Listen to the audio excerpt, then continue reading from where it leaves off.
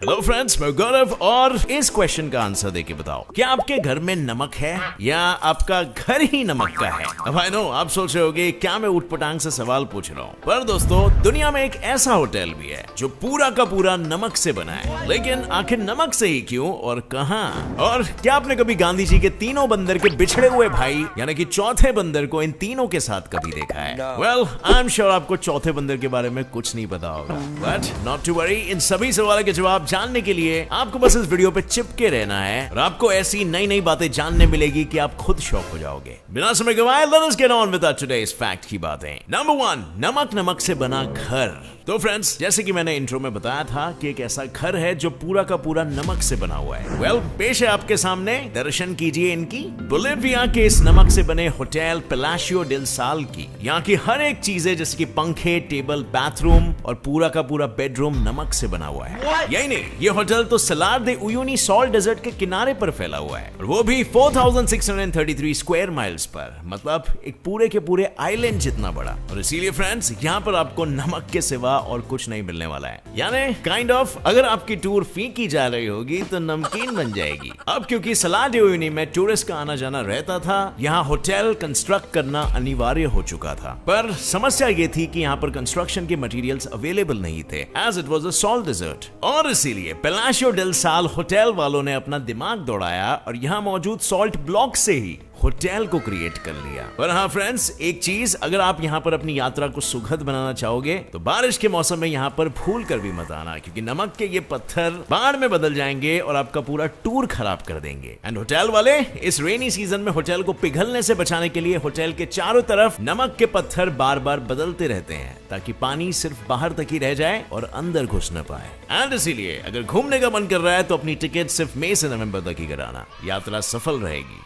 Number 2, Devanand का coat pant. अब भाई लोग गौर से देखिए इस नौजवान देवानंद जी को, जिन पर काला सूट इतना सूट किया कि डायरेक्टली जाकर बैन हो गया।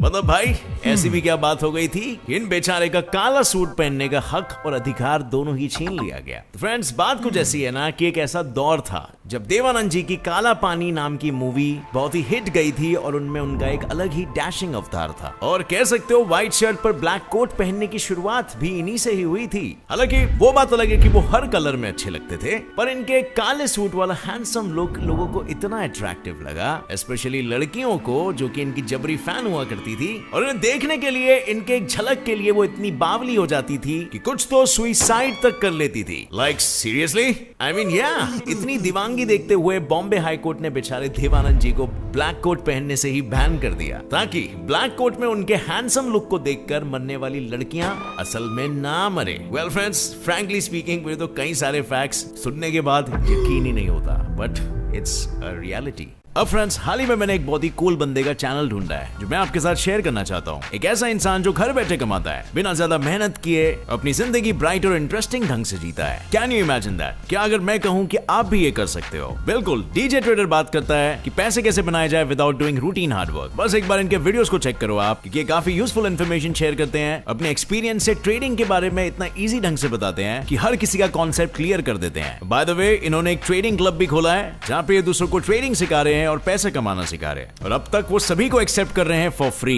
सो अगर आपको भी ट्रेडिंग ट्राई करना है, अपने सपनों को साकार करना है और अपने आप को एक खुश और लग्जूरियस लाइफ जीते हुए देखना है, click on the link below this video and subscribe two DJ traders channel right now. Number 3, अंधेरे में उगने वाला प्लांट। अब फ्रेंड्स, क्या आपने कभी किसी प्लांट को सिर्फ एक कैंडल लाइट में ग्रो होते हुए देखा है? वेल, ये कैसे पॉसिबल है ना? I mean, बिना हवा, पानी और धूप के कोई भी झाड़ कैसे बढ़ सकता है? बट नो, रुबार्ब का कुछ अलग ही रुबाब है। ये रुबार्ब प्लांट ऐसा अजीबोगरीब और अनोखा वेजिटेबल है जो अंधेरे में भी उगाया जा सकता है। और सबसे हैरानी की बात पता है? वो ये है कि कई फार्मर्स जानबूझकर इस सॉल्ट टेस्ट करने वाले रुबार्ब को धूप से अलग अंधेरे कमरे में बंद कर देते हैं ताकि उनको ये दो मेन फायदे हो सके। फायदा नंबर 1, जैसे ही रुबाब को अंधेरे कमरे में बंद किया जाता है तो ये सनलाइट सनलाइट के एब्सेंस में खुद की स्टोर्ड एनर्जी का इस्तेमाल करते हैं। और जैसे ही कैंडल लाइट्स लगाई जाती है, ये फटाफट कम रोशनी में अपनी रैपिड स्पीड में ग्रो होना शुरू कर देते हैं। लाइक लिटरली दुगने स्पीड में ग्रो हो जाते हैं as compared to when kept out in sunlight. और फायदा नंबर 2 ये है कि जो स्वीट ग्लूकोज रुबार्ब प्रोड्यूस करते हैं और अपने बड़े बड़े पत्तों में स्टोर करते हैं, वो सनलाइट के एब्सेंस में इसे अपने स्टॉक्स यानी दंथल में स्टोर करते हैं, जिस वजह से ये सॉर टेस्ट यानी कि खट्टा टेस्ट मीठे टेस्ट में बदल जाता है। Well interesting right. और फ्रेंड्स, इस रुबार्ब को जबरदस्ती अंधेरे में उगाने वाले प्रोसेस को फोर्सिंग कहते हैं। नंबर 4, पहला सेल फोन। सो मेरे आधे घंटे में फोन चार्ज करके 10 घंटे बैटरी चलाने वाले सब्सक्राइबर्स, क्या आपको पता भी है कि दुनिया में आया सबसे पहला फोन एकदम इसका ऑपोजिट हुआ करता था? वो कैसे? वेल ऐसे। चलिए शुरू करते हैं। दरअसल सन 1973 में बना हुआ सबसे पहला सेल फोन मोटोरोला के इंजीनियर मार्टिन कूपर ने बनाया था, जिसे अब के स्मार्टफोन की तरह सिर्फ आधे घंटे का चार्ज नहीं बल्कि पूरे के पूरे 10 घंटे चार्ज करना पड़ता था। और हाँ, इतने घंटे चार्ज होने के बाद भी इसकी बैटरी सिर्फ और सिर्फ 30 मिनट तक ही चल पाती थी। खत्म, bye bye, tata, goodbye. यानी 10 घंटा चार्ज करो और सिर्फ आधा घंटा इस्तेमाल करो। पर क्या आपको पता है इस फोन की कीमत क्या हुआ करती थी? वेल, ये $3,995 यानी कि ₹2,95,000 में रिटेल करता था। और ये फैक्ट बस सिर्फ यही बताता है कि टेक्नोलॉजी कितनी रैपिडली एडवांस हो रही है। It's mind blowing right. Number 5, Gandhi ji के 4 बंदर। तो फ्रेंड्स, गांधी जी के 3 बंदर के बारे में तो आपने सुना ही होगा। बुरा ना देखो, बुरा ना सुनो और बुरा ना बोलो। पर क्या आपको पता है कि असल में गांधी जी के 3 नहीं बल्कि 4 बंदर हुआ करते थे? नहीं पता था ना? वेल, मैं किस लिए हूँ। सो इस चौथे बंदर का राज, जिसका सिंबल है बुरा मत करो। और सोचो, इस सिंबल को बताने के लिए इस बंदर का क्या पोस्चर होगा? वेल, उन तीनों बंदरों की तरह ये भी अपने बॉडी के एक पार्ट को अपने दोनों हाथों से छुपाता है। और वो पार्ट क्या है? वेल, वो पार्ट है इनका मेन पार्ट। दरअसल मेन पार्ट के जरिए वो अपने हाथों को छुपाता है, क्योंकि ऐसे करने के पीछे उसका मेन मकसद है ये बताना लोगों को कि अपने हाथों से कोई गलत काम मत करो। लेकिन यहाँ पर तो एक और एक ट्विस्ट है इस चौथे बंदर का, और वो ये है कि हिंदू और बुद्ध धर्म में चौथे बंदर की इस पोस्टर का अलग अलग मतलब होता है। बुद्ध धर्म का मानना है कि बुरा मत करो, और वहीं पर हिंदू धर्म का मानना है अपनी खुशियां छुपाओ और खुश रहो। अब आपको क्या लगता है इन दोनों में से कौन सा मीनिंग ज्यादा इंटेंडेड था? एनीवे, एक और एक बात, गांधी जी का ये चौथा बंदर सबको क्यों नहीं दिखता, वो तो भाई अभी तक कोई नहीं जानता। गांधी जी को ही पूछना पड़ेगा लगता है। इनके बंदर सिर्फ 3 बंदर के नाम से ही फेमस हुए हैं और ना कि 4 से। नंबर 6, क्या है इस निशान के पीछे का राज? वो इतना बड़ा पेंगुइन, लेकिन वेट, ये तो साला एक मानुस निकला। भाई, ये सरफिरा मानुस कौन है जो पेंगुइन जैसे दिखने की पूरी कोशिश कर रहा है? तो फ्रेंड्स, इसकी भोली सूरत पर बिल्कुल मत जाना। ये टोनी सिग्नोरगिनी नाम का एक सरफिरा मानुस है जो एक बहुत बड़ा और शाना प्रैंकस्टर है। दरअसल ये घटना शुरू होती है सन 1948 से, जब ये टोनी फ्लोरिडा के बीचेस पर लगातार 10 सालों तक 15 फीट के पेंगुइन लेग जैसी 30 पाउंड की 3 उंगलियों वाली शूज पहनकर प्रैंक करता था। और इस शूज से वो सिर्फ रात को ही पेंगुइन्स वाली फुटप्रिंट बनाकर चला करता था, ताकि सवेरे सवेरे बीचेस पर आने वाले लोग इस विशाल पेंगुइन वाले फुट्स को देखकर डर जाए और उन्हें ऐसे हक्का बक्का देखकर ये भाई मजे लूट सके। लेकिन ये बंदा कब तक मजे लूट सकता था? कभी ना कभी तो पकड़ा ही जाएगा। उसके 10 साल का प्रैंक आखिर 40 साल के बाद पकड़ा गया, और वो भी टेक्निकली उसने खुद को ही पकड़ावा दिया। सेंट पीटर्सबर्ग टाइम्स के एक रिपोर्टर के थ्रू टोनी ने सामने ये सब रिवील कर दिया कि 10 सालों तक वो इस प्रैंक में इन्वॉल्व था, और वो अकेला ही नहीं बल्कि इसके साथ इसका एक दोस्त भी पूरा का पूरा जिम्मेदार था। एंड उसका दोस्त बेचारा बिना मतलब का घर बैठे बैठे उसे ढकेल लिया गया। बट यार डोंट वरी, इस प्रैंक के लिए उसे कोई सजा नहीं मिली। लोगों ने बस हंसी मजाक में इस बात को रफा दफा कर दिया। नंबर 7, कोविड वाला टेडी बेयर। अब फ्रेंड्स, क्या आपको पता है टेडी बेयर सिर्फ खेलने या देखने के लिए नहीं बल्कि कोरोना वायरस से बचने के काम में भी आता है? वो कैसे?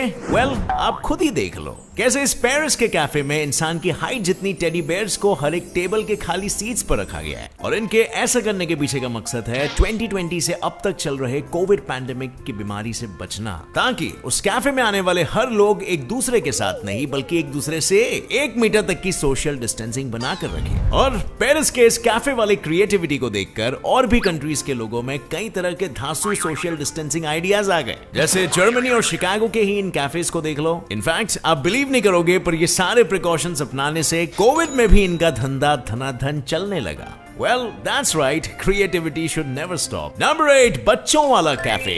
अब फ्रेंड्स, क्या आप यकीन करोगे कि नन्हे मुन्ने बच्चों का झुंड मिलकर एक कैफे में खुद खाना बनाकर लोगों को सर्व करता है? जी हाँ, मैं बात कर रहा हूँ एम्स्टरडैम के किंडर कुक कैफे की, जिसकी शुरुआत सन 1981 में हुई थी। और यहाँ पर आज से 12 साल तक के छोटे छोटे बच्चे हॉलीडेज पर यानी कि सैटरडेज और संडेज पर अपने छोटू हाथों से खुद खाना जैसे कि कुकीज, केक्स, मिल्क शेक्स और पिज्जाज बनाते हैं और कस्टमर्स को खिलाते हैं। बट वेट अ मिनट, क्या इतने छोटे बच्चों को ये सब कटिंग, शटिंग, फ्राइंग और बेकिंग खुद ब खुद करना पड़ता है? वेल, बच्चों के पेरेंट्स को डरने की बिल्कुल जरूरत नहीं है, क्योंकि यहाँ 2 बड़े लोग हमेशा होते हैं जो उन्हें ओवन्स वगैरह, कटिंग, शटिंग और बाकी सारी चीजें हैंडल करने देंगे सेफ्टी प्रिकॉशंस के साथ। इनफैक्ट यहाँ पर जब बच्चे खाना बनाते हैं तो वो खुद गेस्ट को सर्व भी करते हैं और यहाँ तक कि टेबल की क्लीनिंग भी खुद ब खुद ही करते हैं, क्योंकि इस कैफे का मेन कॉन्सेप्ट समझो। इसका मेन कॉन्सेप्ट है हेल्प योरसेल्फ, यानी बच्चे खुद पूरी रिस्पॉन्सिबिलिटी के साथ कुकिंग और सर्विंग में परफेक्ट बने। एंड इसीलिए जो पेरेंट्स अपने बच्चों को रिस्पॉन्सिबल बनाना चाहते हैं वो बच्चों को यहाँ पर खाना बनाने के लिए छोड़ के चले जाते हैं, और जब वापस आते हैं तो अपने बच्चों के नन्हे मुन्ने हाथों के बने पकवानों को खाते हैं, जिसकी प्राइस भी काफी कम होती है।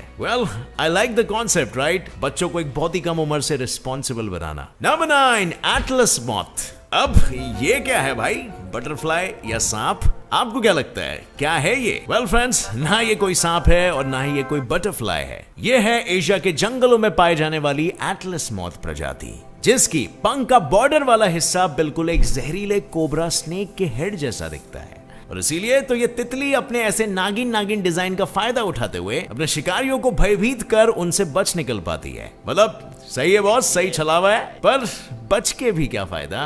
इस बेचारी की जिंदगी तो सिर्फ और सिर्फ 2 हफ्तों में पूरी खत्म हो जाती है। यस, दैट्स राइट, सिर्फ 2 वीक्स का इनका पूरा का पूरा लाइफ साइकिल होता है और उसी में ये जिंदा होके मर भी जाते हैं। सो फ्रेंड्स, आज के इन फैक्ट्स की रफ्तार यहीं पर खत्म होती है और हमेशा की तरह थोड़े इंटेलिजेंट बनने के बाद बारी आती है आपके एक सवाल का जवाब देने की। तो सवाल ये है आज के इस एपिसोड का, ऐसा कौन सा महीना है जिसमें लोग कम सोते हैं? Tricky question. इस सवाल का जवाब अगर आपको पता है तो नीचे कमेंट सेक्शन में जरूर डालना, और अगर ये वीडियो से कुछ भी नया सीखने मिला तो एक लाइक जरूर ठोकना, और मेरे channel gets it fly facts को भी सब्सक्राइब कर लो, नोटिफिकेशन बेल ऑन करके रखना, ऑल का बटन दबाकर, ताकि आगे आने वाले कोई भी वीडियोस की अपडेट आप कभी भी मिस ना करो। As always friends, stay curious, keep learning and keep growing. जय हिंद।